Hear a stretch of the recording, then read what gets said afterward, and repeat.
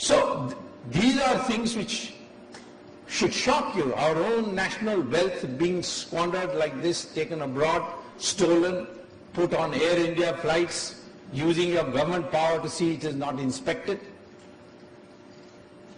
These are the things you brought, that this is a bogus Gandhi, she's not a real Gandhi. I have only one dispute, by the way, with all these websites about the legitimacy of the parentage of various Nehrus and Gandhis. Rajiv Gandhi was not son of some Firoz Khan, as all these websites are putting out.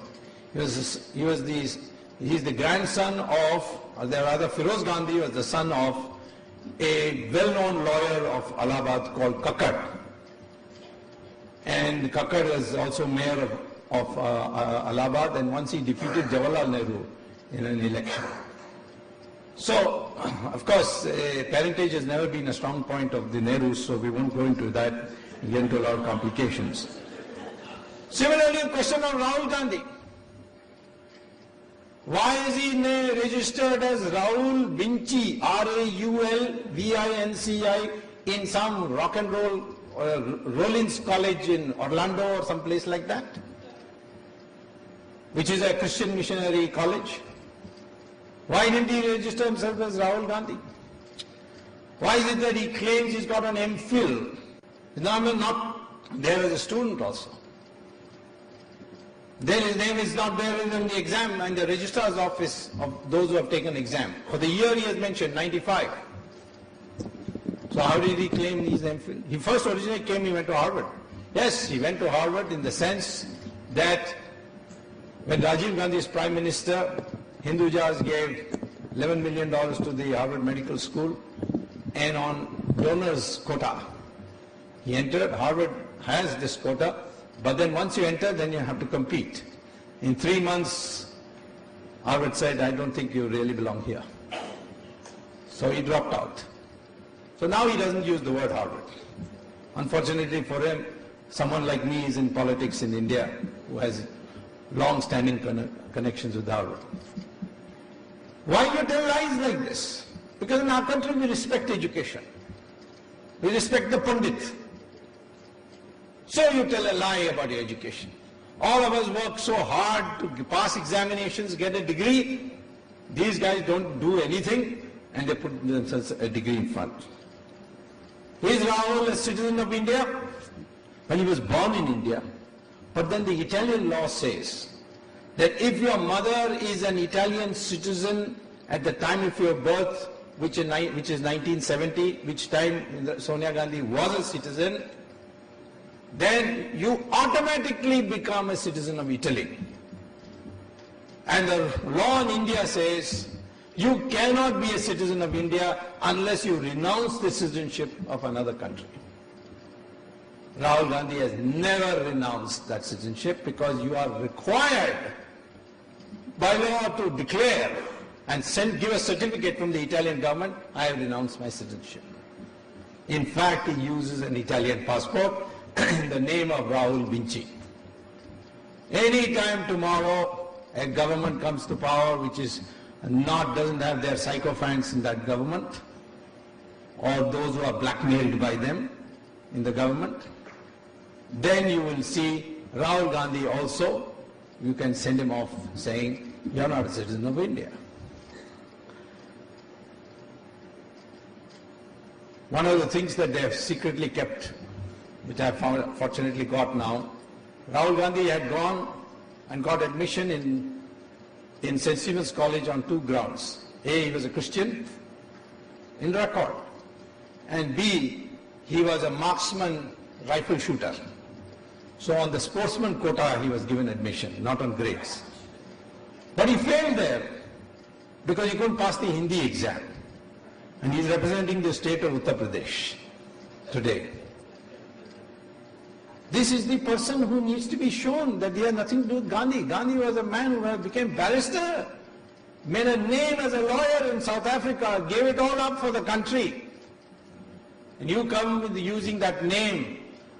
The Indians have a right to say you are an imposter, you don't belong here.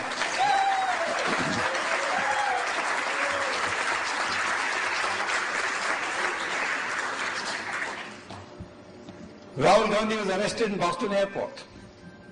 He had $160,000 in cash. In the United States, you can't enter with $10,000, more than $10,000 without declaring it. He didn't declare it.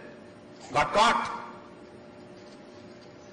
He had with him a friend by name Veronique Cartelli, citizen, passport holder of Spain, father Colombian.